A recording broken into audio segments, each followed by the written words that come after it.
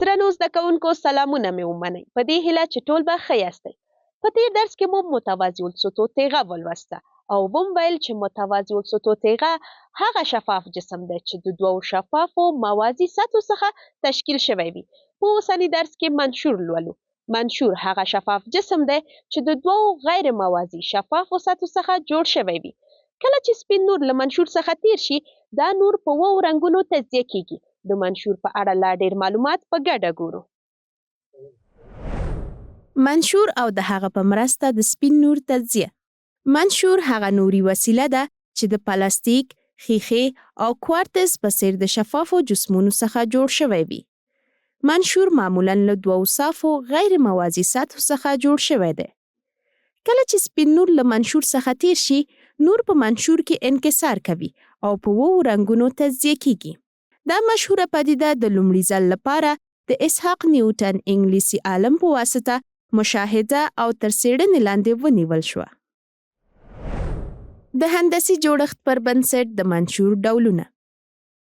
هغه منشورونه چې تر ټولو زیات د ګټه اخیستو وړ دي له مثلثي، مربعي، 5 ضلعي، مستطیلي، 6 ضلعي او زوزنقي منشورونو څخه عبارت دي. د دې منشورونو نوم ایښودنه د دوی د هندسي جوړښت له مخې ترسره شوې ده.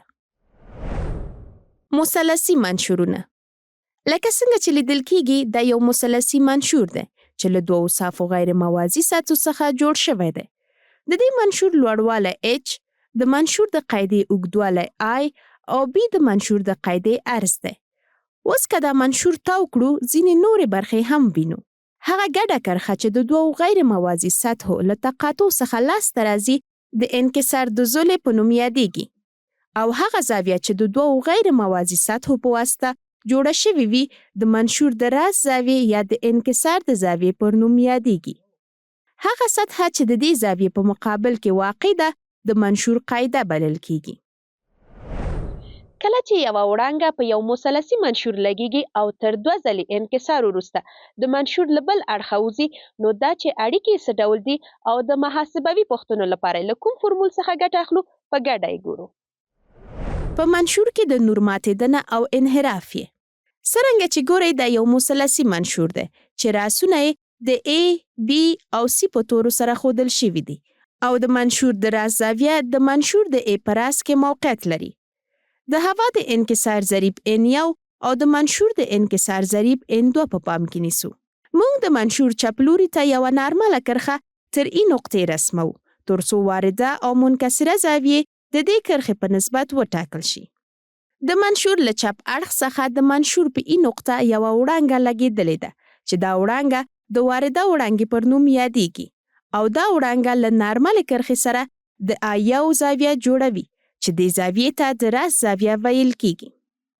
او د ای په ټکي کې وارده وړانګه انکسار کوي چې د منکسره وړانګې پر نوم یادیږي، او د نارملې کرښې سره د R1 زاویه جوړوي چې دا زاویه د منشور د لومړني مخ د انکسار زاویې په نوم یادیږي. د دې وړانګې مسیر د F تر نقطې پورې بدلون کوي. د وړانګې د مسیر د بدلون دا لامل د منشور او هوا ترمنځ د انکسار ضریب بدلون دی، او بالاخره وړانګه د منشور په بل اړخ کې د F له نقطې څخه خارجيږي چې خروجي وړانګه بلل کیږي، او نارمل کرښې سره د I2 زاویه جوړوي چې خروجي زاویه بلل کیږي. د منشور په ښي اړخ کې وارده وړانګه د نارمل کرښې سره R2 زاویه جوړوي چې د منشور د دوهم اړخ د منکسره زاویې په نوم یادیږي. د وارده او خارجه وړانګو امتداد یو بل د G په نقطه کې قطع کوي او یوه زاویه تشکیلوي چې د انحراف زاویې پر نوم یادیږي او د D په لوی توري ښودل کیږي. او په دې ډول یوه وړانګه د منشور په داخل کې انکسار کوي او نور په 2 رنګونو تجزیه کیږي. د منشور په ورودي نقطه یعنی ای کې د منشور د وارده او منکسره زاویو پیدا کولو لپاره او همدارنګه د منشور د انکسار ضریب پیدا کولو لپاره د سنل قانون د N1 ساین I1 مساوي N2 ضرب د ساین R1 په بڼه تطبیقیږي. په همدې ډول د خروجي زاویې او د F یعنی د وړانګې د خارجېدو په ټکي کې د دویمې منکسره زاویې پیدا کولو لپاره د سنل قانون د N1 ساین I2 مساوي N2 ضرب د ساین R2 په بڼه تطبیقیږي. د منشور د راس زاویه کولای شو د منشور د لومړي او دویم اړخ د منکسره زاویو د جمع له حاصل څخه په لاس راوړو. د منشور د انحراف زاویه کولای شو د وارده او خارجه وړانګو د جمع منفي د راس زاویې د حاصل څخه په لاس راوړو. په یاد مو وي که په یو منشور کې وارده او خروجي وړانګې سره مساوي شي، په دې صورت کې د منشور د انحراف زاویه خپل اصغري حد ته رسیږي، یعنی تر ټولو کم اصغري انحراف پیښیږي. د اصغري انحراف زاویه د وارده یا خروجي زاویې له دوه چند منفي د راس زاویې د حاصل څخه په لاس راځي. که د منشور د راس زاویه له 6 درجو کمه وي، د اصغري انحراف زاویه کولای شو د منشور د راس زاویې او -1 د ضرب له حاصل څخه لاسته راوړو. د اصغري انحراف په صورت کې د منشور د انکسار ضریب کولای شو له n مساوي ساین د dm جمع a پر 2 پر ساین a پر 2 اړیکې څخه په کار اخیستو لاسته راوړو. اوس د لوستل شویو اړیکو څخه په کار اخیستو د کانکور له فورمونو څخه اړوند د درس څو پوښتل شوې پوښتنې حلوو. تاسو هم دا پوښتنې حل کړئ. مثال: د نور یوه وړانګه تر 15 درجې زاویې لاندې د منشور په یوې ځلې واردېږي. که یې منکسره زاویه 10 درجې وي، د منشور د انکسار ضریب محاسبه کړئ. د منشور د انکسار ضریب د محاسبه کولو لپاره له دې اړیکې نه کار اخلو چې n1 ضرب د ساین د i مساوي کیږي n2 ضرب د ساین د r. دلته قیمتونه لرو، وضع کوو یې n1 قیمت 1 ضرب د ساین د i یعنی ساین د 15 درجو مساوي کیږي n2 چې باید محاسبه یې کړم ضرب د ساین د r یعنی ساین د 10 درجو. 1 ضرب د ساین د 15 درجو جذر د 3 پر 2 مساوي کیږي n2 چې باید محاسبه کړم ضرب د ساین د 10 درجو 1 پر 2. نو د n2 قیمت د ریاضیکي عملیو څخه وروسته جذر د 3 لاسته راځي. مثال: که د منشور د راس زاویه 15 درجې او تر 10 درجې زاویې لاندې نور پر منشور وارد شي، د منشور د اصغري انحراف زاویې اندازه به څومره وي؟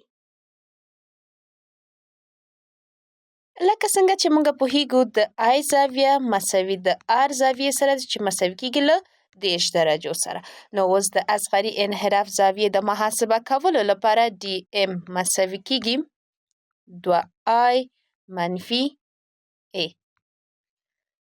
dm مساوي کیږي 2 ضرب د 10 درجو منفي 15 درجې. نو له دې ځای څخه dm مساوي کیږي د 0 درجې سره.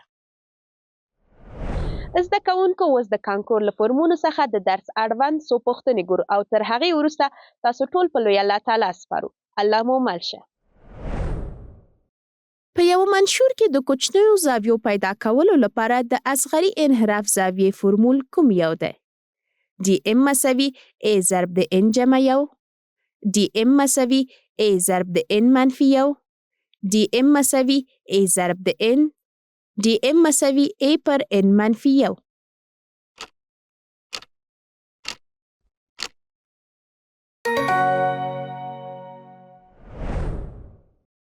د منشور د دوو غیر موازي سطحو ترمنځ کرښه پر څه نوم یادیږي؟ د منشور قاعده، د انکسار زاویه، د انکسار زاویه، د راس زاویه.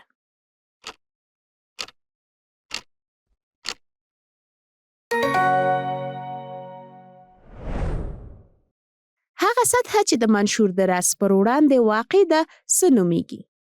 د منشور قاعده، د انکسار زاویه، د منشور راس، د انحراف زاویه.